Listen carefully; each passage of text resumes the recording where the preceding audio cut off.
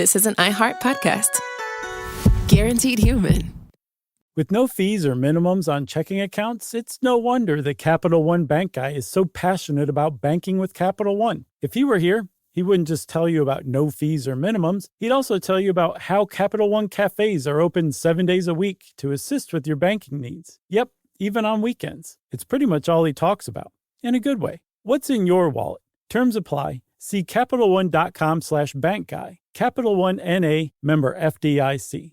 If audiobooks are your thing and you've been meaning to listen to more of them, you should check out a podcast called Earsay, the Audible and iHeart Audio Club, hosted by Cal Penn. Each episode spotlights standout audiobooks on Audible across all kinds of genres: sci-fi, comedy, romance, thrillers, and more, with Cal talking to guests who help break down what makes each story worth listening to. It's a fun, easy way to discover your next great audiobook. Check out Earsay on the iHeartRadio app, Apple Podcasts, or wherever you get your podcasts. Welcome to Stuff You Should Know from HowStuffWorks.com.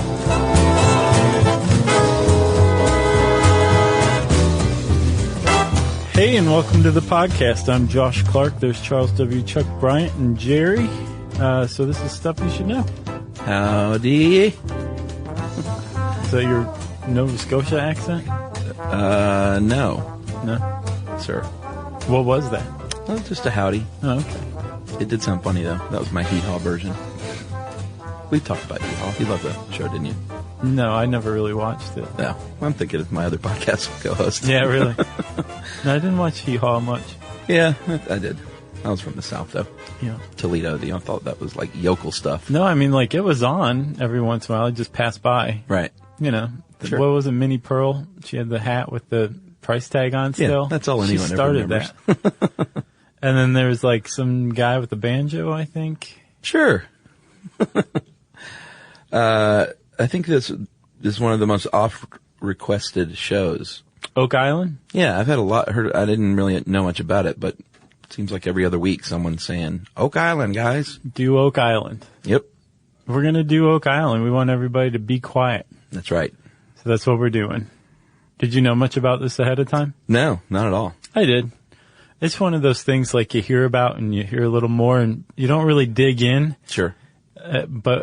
So the whole thing is just kind of this neat legend that's kind of out there. Yeah, I don't know how I missed it.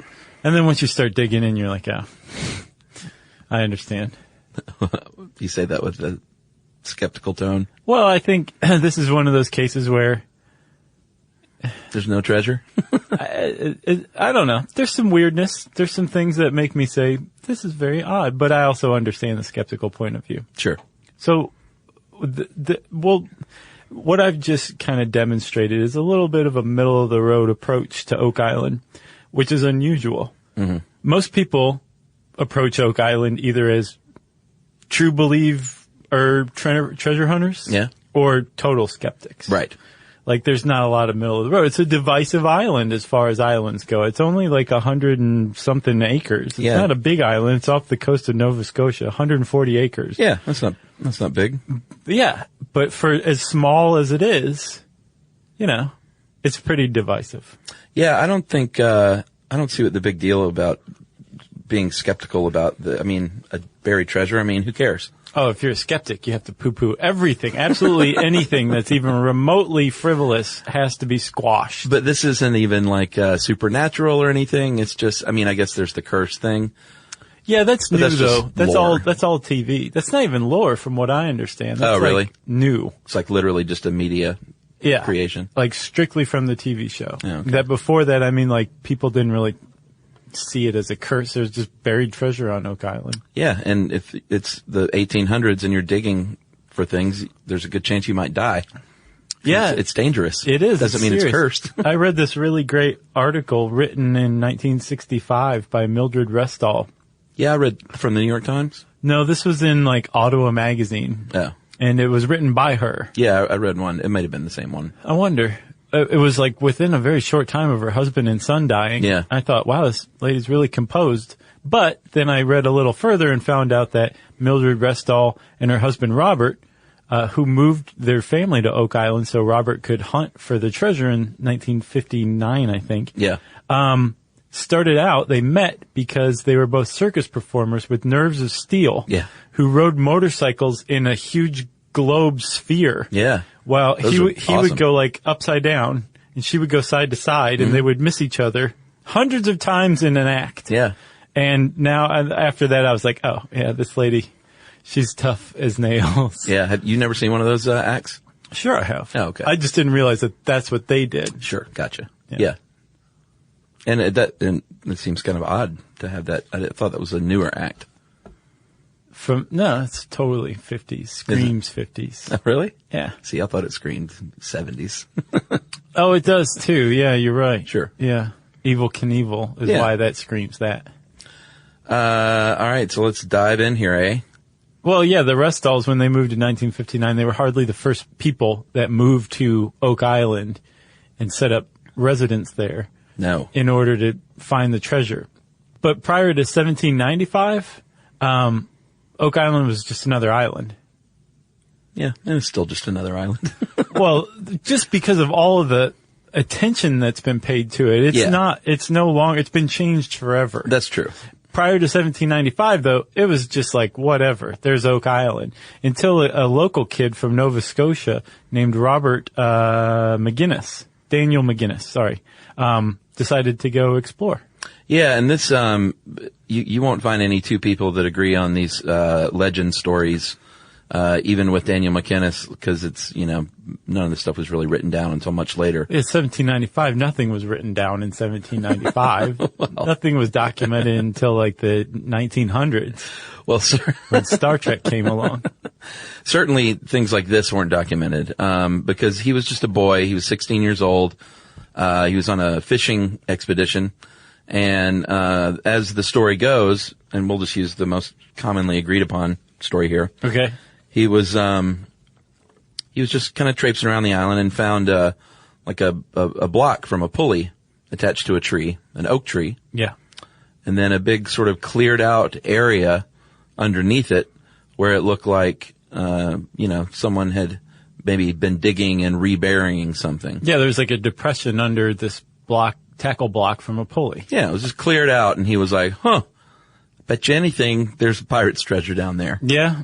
I mean, being a 1795 teenager. Sure. He was like, pirates are all over the place. Yeah. And it's entirely possible. We're talking the 18th century.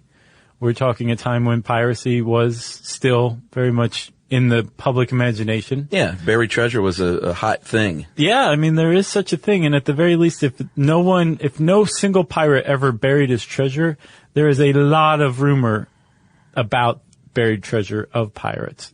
Yeah, I think it makes total sense. Sure. That you can't carry that stuff around all the time because you get robbed and looted. So you bury that junk. Bury it. Come back for it later. Right. Make a weird, funny looking map that looks like a sweaty pillowcase. And, put a big X in the middle of it. Sure. So. And then put that in a coffee can and then bury that in your backyard. That's right. You got to bury twice because it's so nice. That's the pirate thing. Really? Can you say it like a pirate? No. I knew you would do that. All right. So he starts digging. His interest is piqued. He gets a couple of friends, comes back the next day, Anthony Valhan and John Smith.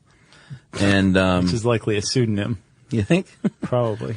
And so they start digging, reportedly go down about 10 feet and found a layer of, like a platform of oak logs. Yeah, which is, you're not supposed to find that when you dig into a hole under a pulley. No, you're not supposed to. It's noteworthy. First they found a stone that they took to be man-made, like 2 feet down, and then 10 feet down they found an oak platform. Yeah. And then supposedly every 10 feet after that, they kept finding these platforms. And we'll just go ahead and call this the money pit. That's what everyone calls it. Yeah. This main location is the money pit. Because just the first oak platform alone says there's treasure buried here. That's right. So basically they got down as far as they could for three teenage boys with picks and shovels and said, this isn't, we're not finding anything and we need help, basically. Yeah. We need to bring in some old-timey equipment. Yeah. Bigger tools. Get some old-timey funding and maybe get some old-timey other people involved. And they did, but it took like 9 years before they came back, I think. Yeah, and they filled it back in because they didn't just want to leave a big empty hole there. It's an obvious sign that there's a treasure there. So, like you said, 9 hours later, they did come back with investors. 9 years later. What'd I say? Hours. No, I said years. I will bet you all the money on Oak Island that you said hours. Ooh. At any rate, it was 9 years, and they came back and formed with some funding from the Onslow Company. And that'll be a common refrain here. And apparently, I did some writing on modern treasure hunting. And it's all about the funding, you know. It's just like any business. These dudes have boats and equipment, but they're like, if you want a piece of this action, we need some dough to go out there and find the stuff. It's like selling future contracts. Yeah. Of potential treasure. Exactly. And it's not just treasure hunting that does that. Like, lots of archaeological expeditions are funded like that. Yeah. If your local university's like, we got enough problems as it is, we can't fund your dig. Right. You can go to private investors. Sure. Who, ultimately, it's still treasure hunting. It's just churched up. And called archaeological digs. So they come back as the Onslow Company and dig down deeper this time, and they did find some interesting things, notably things that shouldn't be there, like coconut fiber and charcoal and putty.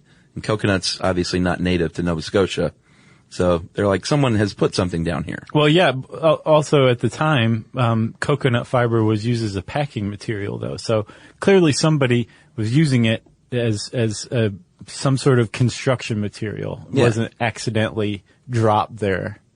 It was buried. Put there. Yeah, that's right. So a legend has it they dug down until they hit 90 feet, and then found a flat stone with a coded inscription that they could not make sense of. Since then, other people have supposedly translated it to read 40 feet below, 2 million pounds are buried. There's no stone today. There's no rubbing. There is no photograph. No, it's called the famous cipher stone. Yeah. And it was supposedly lost in like 1919, but yeah, there's no evidence. Yeah. And so anything you run across like in a book or on the web or something is conjecture. Sure. No, there's no document of this cipher stone. But they do think that something that accounts for the cipher stone did exist at some point, but no one knows for certain exactly what it said. And if you're wondering 2 million pounds of what, I assumed that they meant British currency. Yeah, that would be funny if that was just like 2 million pounds of pirate scat. Right. Coconut husks. So they get down to about close to 100 feet and then go home for the day and drink rum, I would imagine, and then come back and it's full of water. And they tried to bail it out, but they were basically like, this is, I guess this point it was the 1800s, early 1800s, but we're still screwed. Right. So the Robert McGinnis and what was the name of the company he came back with? Onslow Company. The Onslow Company. What you just described is the process that people have followed and the troubles that people have run into in the ever since. Yeah. And we'll talk about some of the following expeditions because McGinnis's troubles didn't put anybody else off. No. Right after this.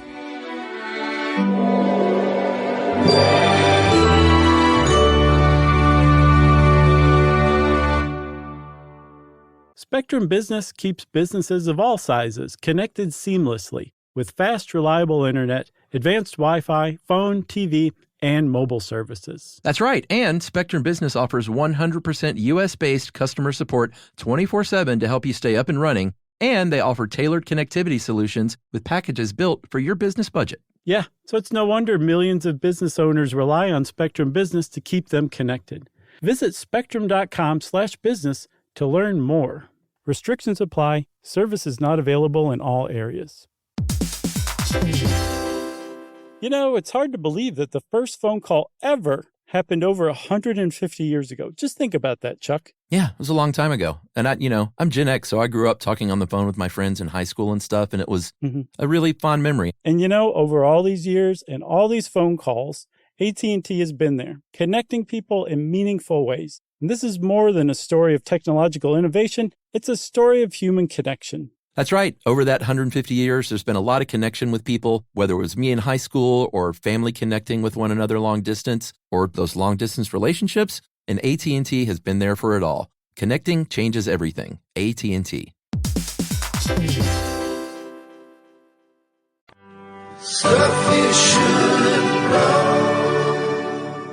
Okay, so Chuck, something really weird happened to the McGinnis expedition, the second one. Yes. When he grew up, became a man, came back with the Onslow Company, and dug down. Grew up, became a man. They went to bed after drinking a bunch of rum, like you said, and then they woke up and the pit had filled with water.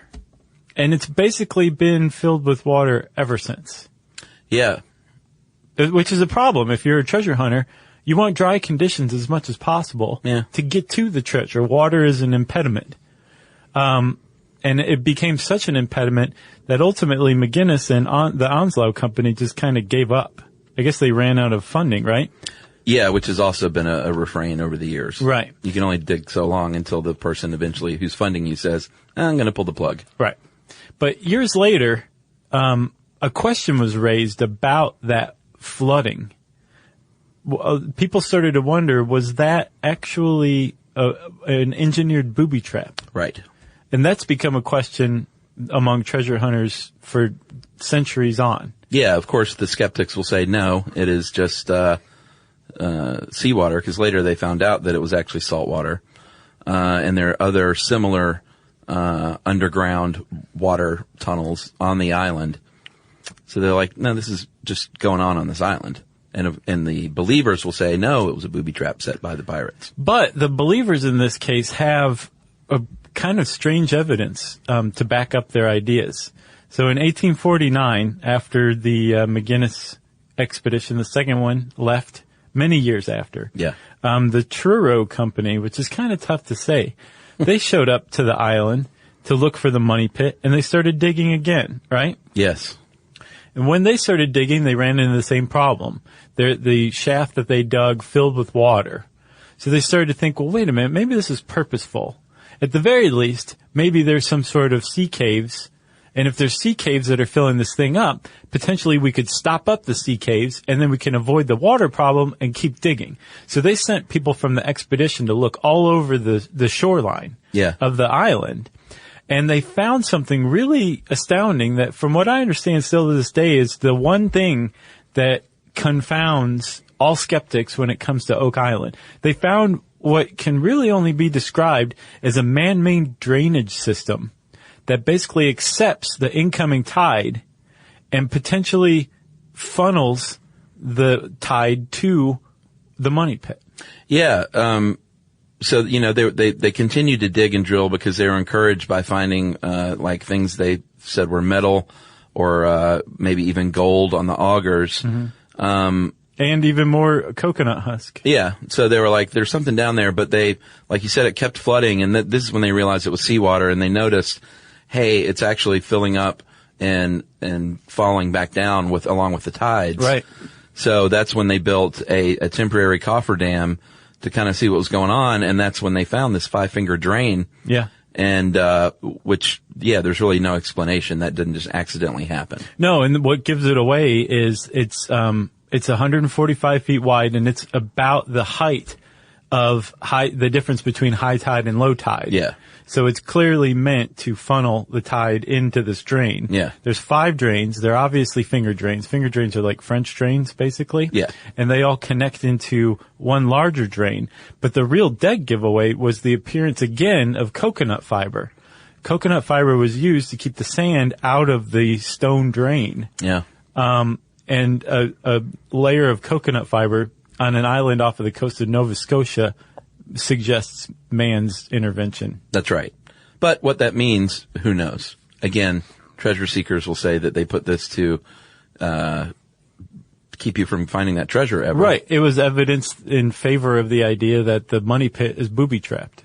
Yeah, and I think skeptics will say that I think there was a theory that there was a lot of weird Freemason rituals going on. Yeah. And maybe they buried some stuff there, and not treasure necessarily, but maybe they built this drain to keep people from digging into there. Yeah, modern treasure hunters are like, great, let me find whatever the Sure. Masons buried. Yeah. You know?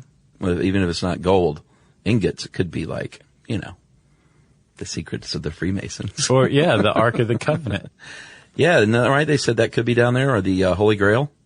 Yeah, you want to talk about some of the legends of what's down there? Yeah, we might as well. Okay, so the predominant one that Robert McGinnis initially thought of was that it was pirate treasure because he was a teenager in the 1790s, right? Right.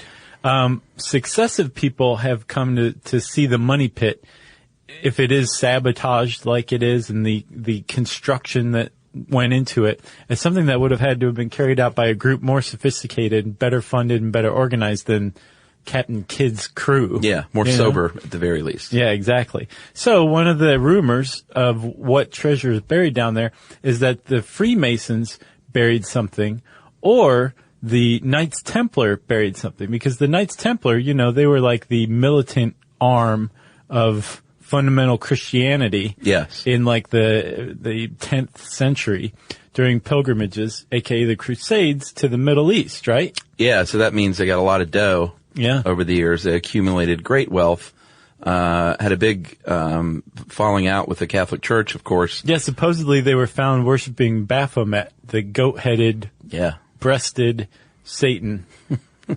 Isn't that's sort of like the statue, right? It's exactly like the statue. Oklahoma?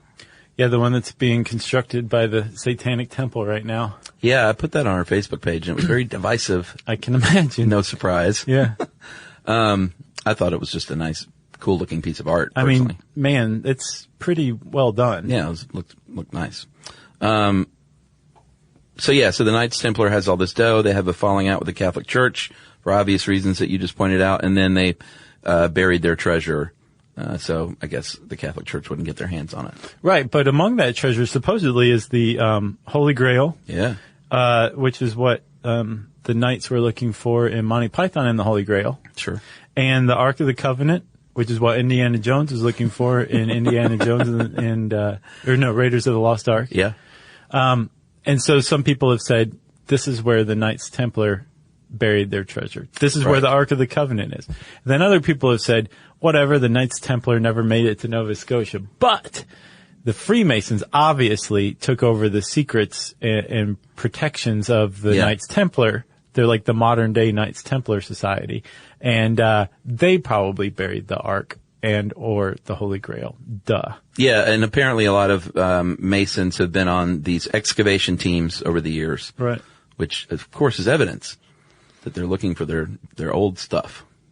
Right. Or, I mean, it also is entirely possible that there is a rumor among Masons that this is true, whether it's true or not. Right. That could have gotten some Masonic adventurers to go look. Yeah. Another theory that's been thrown out there is that Marie Antoinette, during the French Revolution, got all her jewelry together and gave it to a woman and said, "Flee," and she fled to Nova Scotia. And then the French Navy came along and constructed this elaborate system to bury her jewels. Right.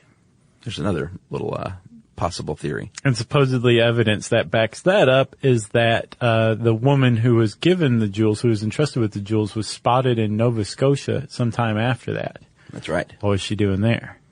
Burying jewels. Another unusual Nova Scotia link is that of Francis Bacon. Yeah, I like this one. So remember Francis Bacon from the Scientific Method. He was the guy that really first put that down in written form. Brilliant man, possibly Shakespeare. That's one of the theories, is that he was the real Shakespeare. And the idea is that that he hid his manuscripts in the money pit on Oak Island. And that seems kind of far-fetched, but apparently Francis Bacon owned land in Nova Scotia. Yeah, and he was a preserver of things in mercury, and supposedly they found flasks of mercury on the island. I don't buy that one because I've always believed that Shakespeare was Shakespeare and not Francis Bacon or his sister or any of the other various crackpot theories about who really wrote that stuff. I like Francis Bacon as Shakespeare. You do? Mm-hmm. Yeah? Yeah. Just the thought of it, or like, do you think the evidence is? I don't know about the evidence. I don't know enough about it, but Gotcha. I like the thought of it. He seems like a pretty cool dude. So some of the other treasure hunters started flocking there in the mid to late 1800s because that was just a big time for treasure hunting. Yeah, well, the California Gold Rush is going on in 1849, which is why the 49ers are called that. That's right. And I think there's kind of a treasure fever going through the land. That's a good way to say it. Yeah. So the El Dorado Company in 1866 went out there, and there were various methods over the years to try and block off the flow of water. They tried digging shafts and tunnels. They tried to divert it. They tried to intercept it. And basically all that ended up doing was causing a nightmare for future expeditions, to the point where people had a hard time even finding the original money pit to begin with. Right. A lot of the landmarks, I guess you'd call them, were just utterly destroyed. Yeah. Supposedly, in that article I read from Mrs. Restall, she said that there weren't any more oaks on Oak Island any longer. Oh, no more oak trees? Yeah, which because of excavations, just tore them all down. Yeah. So it'd be very tough to find your way around if whatever directions were written at a time when there were plenty of oak trees and that used oak trees as guides. Yeah, like go to this oak tree and turn left. Exactly. Yeah. So, the excavation has definitely changed the face of that island tremendously. One thing we do have that is tangible, as far as, I don't know if you call it evidence or not, because it really doesn't say much, but Frederick Blair in the 1890s came with the Oak Island Treasure Company, and he actually found something that still exists. It's a little bitty, tiny piece of parchment paper, and it looks like a cursive letters VI are on it. But, it's small, and it really leads to nothing other than something man-made is there. Right. VI, I don't think anyone's had any conjecture about what that means. 6? Maybe. 6 billion pounds buried 600 feet down. Right. Who knows? And then the 20th century has saw, since we're in the 21st century now, successive waves, pretty constant waves of people coming. Yeah. Looking for the Oak Island treasure. One of them was a young Franklin Delano Roosevelt, who also was a Mason. Yeah. He came along as an investor and apparently always pined to go back to Oak Island to search for the treasure, like it got in his blood. All right, so after this message break, we are going to look at a few more of the things that have been discovered there over the years and what this all means.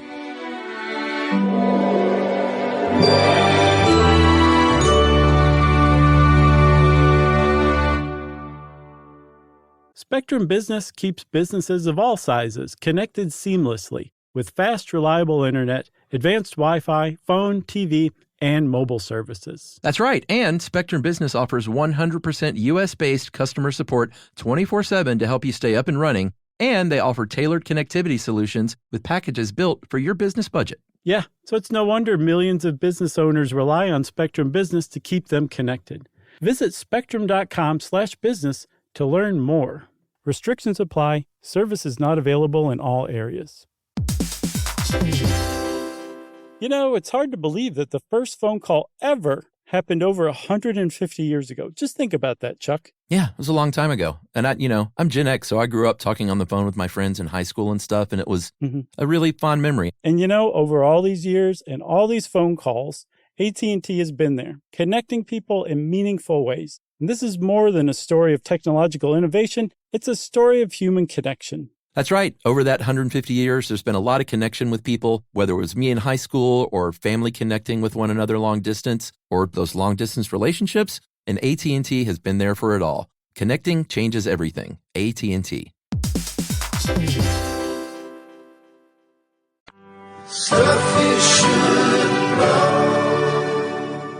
So, Chuck, I was saying the 20th century saw a wave after wave of treasure hunter come, dig, and then leave penniless. Sure. One of those people, though, and we also talked about how Oak Island has been utterly changed. Probably nobody changed the topography and geography of Oak Island more than a guy named Robert Dunfield, who was an engineer, I believe, or no, a geologist.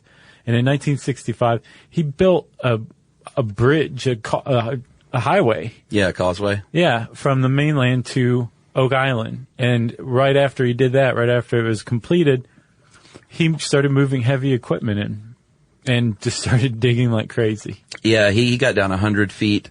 140 feet down, 100 feet wide. Yeah. And kept everything a secret until 2003.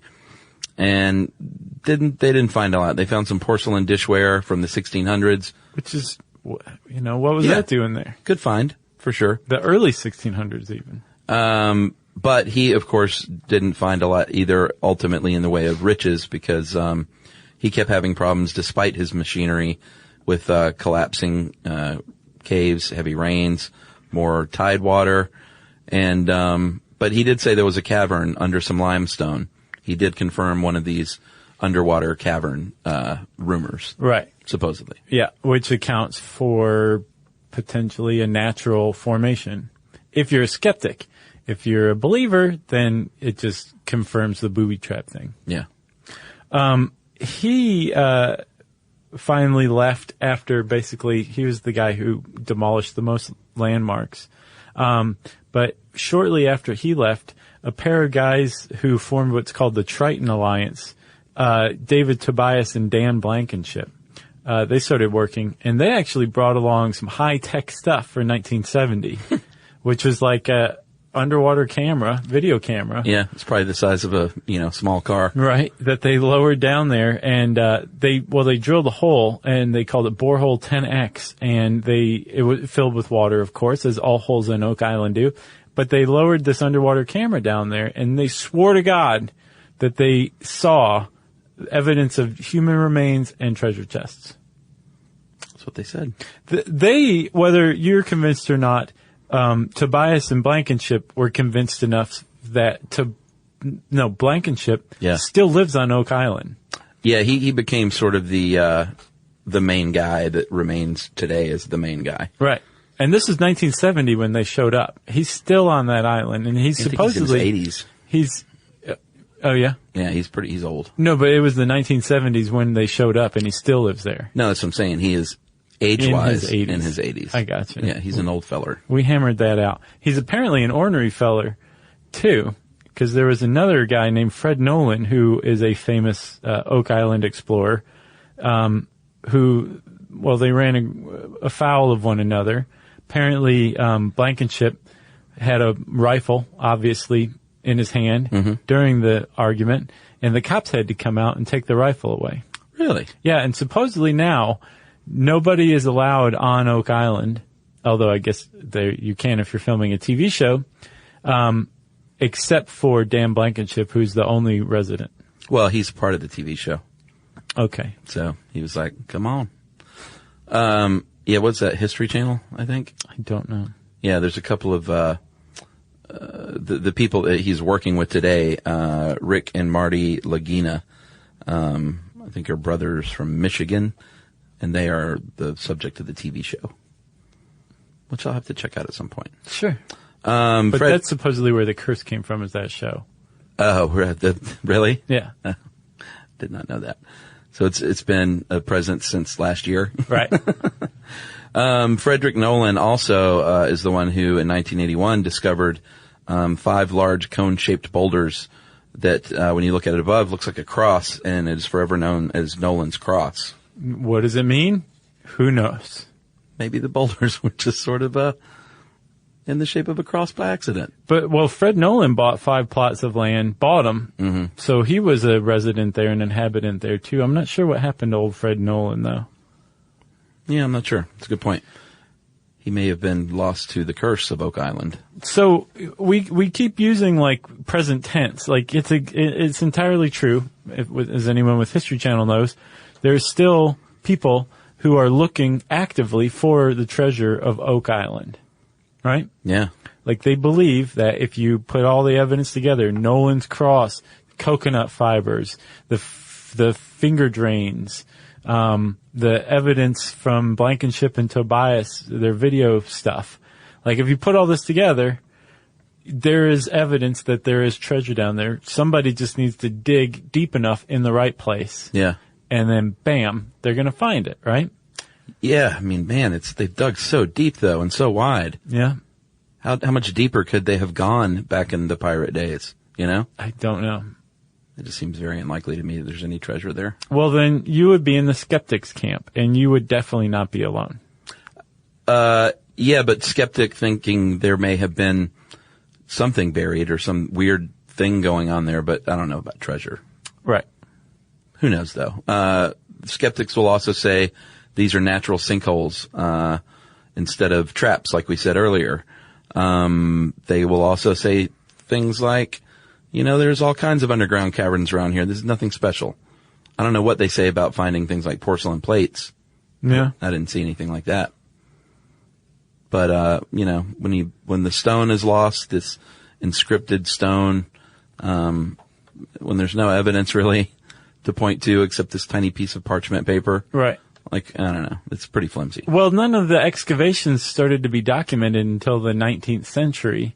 So all of McGinnis's early work is all based on hearsay and conjecture. Yeah. It's all up for debate whether he was a teenager, was the tackle block for the pulley. Yeah. Was that added to the story later on? Right. If so, then all of a sudden that depression under the tree branch just becomes a depression under a tree branch. Right. The pulley was the thing. It's excuse my physics joke, but the fulcrum of this whole thing. Yeah. So, if you start to look at it on its face, all of this legend, you realize that most of it is just legend, and that the only real physical evidence is that scrap of parchment paper that no one even knows whether that was planted or not. Well, yeah, that's one of the things skeptics often say is that anything you found there could have been planted just to get money to fund the digs. Right. Like, look, we found this parchment and this porcelain plate, and there's some gold dust on our auger. Did we mention the coconut fiber? And the coconut fiber again. Right. So send us another, 10 mil. Yeah. And we'll keep digging. Right. So, there you have it. Oak Island. Again, though, those finger drains are just weird. Yeah, that's weird for sure. It's cool. Who did what there? Yeah. Basically, they just need to strip mine the entire island all the way down. There you go. I don't know why anyone hasn't thought of that yet. Yeah, just completely strip it of all its natural beauty. Right. Till there's nothing left. Sure. And just shrug your shoulders afterward. Say, there's nothing here. Right. Yeah. Go man. If you want to know more about Oak Island, apparently you can watch a weekly television show on it. You can also type Oak Island into the search bar at How Stuff Works. And since I said search bar, it's time for listener mail. I'm going to call this Poison Ivy follow-up from JB. Guys, I have an interesting story about how you can get poison ivy from more than just touching it. When I was 8 or so, we lived in California, had a big fireplace.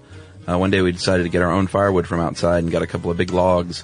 My sister, we were both at about 7 at the time. She and I used the fire to roast marshmallows and make s'mores. Great night, right? An hour or so later, one of my sisters came into my parents' room saying she couldn't breathe. Her face had swollen to twice its normal size and her eyes were shut. Her throat was barely able to pass air through it. An emergency room trip and a shot or two of steroids. Later, she was okay, but it took a while to find out what happened. Apparently, the poison ivy had been removed from the logs we got, but the sap was still on the wood. And when we burned them, the sap was present in the smoke. And my sister was highly allergic, inhaled it, got it in her throat and lungs, and it blew up her face like a red balloon. Best side note of this, we had passport photos the next day. We were moving to Germany, so her passport pic was a giant red swollen balloon face. That's awesome. That is JB in Fort Sill, Oklahoma. Way to go, JB. That was a good story. You get the blue ribbon for it. And I guess she had that passport photo for a full decade. Yeah. Unless she just had it retaken. Yeah. Would you live with that passport photo? No. I totally would. I think it'd be funny. Except for the whole, this doesn't look like you thing. Yeah. That'd be a drag. It would be a huge drag. TSA likes to hassle. Yeah. But I'm well known in my family for making funny faces anytime I have a photo ID of any kind taken. Right. Just for fun. I've always done it. That is so fun. Emily likes it. You got anything else? Nope. Okay, well, thanks again for the awesome story, JB. If you have a great story, you can tweet to us at SYSK Podcast. You can post it on our Facebook page at facebook.com/stuffyoushouldknow. You can put it in an email and send it to stuffpodcast@howstuffworks.com. And in the meantime, while you're waiting around thinking of what to say, go hang out at our home on the web, stuffyoushouldknow.com.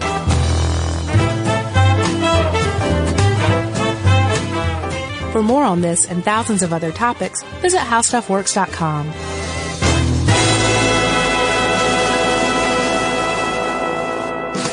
You know, you could be adored by everyone and still completely ignored by your cat. Trust me, I know. But if you feed your cat Sheba, you can go from being ignored to truly adored in 12 days, guaranteed, or your money back. Sheba has a full menu of products, appetizers, entrees, treats, even a kitten's menu. It's so cute, so Sheba has a product for even the pickiest eater. Like Sheba Puree, it's made with bone broth, they are chef-inspired flavors, it's got a smooth and creamy texture that cats love, and contains no corn, wheat, soy, or artificial flavors. It's food that your cat's gonna love. To learn more, check out Sheba.com. That's SHEBA.com. Everyone knows winter is the real mess maker. You don't need WeatherTech floor liners for summer unless you hit the beach and half the beach ends up back in your car, or the campsite dirt ends up in your trunk. Then you'd want a cargo liner, or a road trip goes sideways, lemonade spills, ketchup goes rogue, ice cream drips. Yeah, you'd be pretty happy about those WeatherTech seat protectors. So just to be clear, as the mud you're inevitably going to step in this summer, you don't need WeatherTech unless you plan on doing summer. Visit WeatherTech.com today. This is an iHeart podcast. Guaranteed human.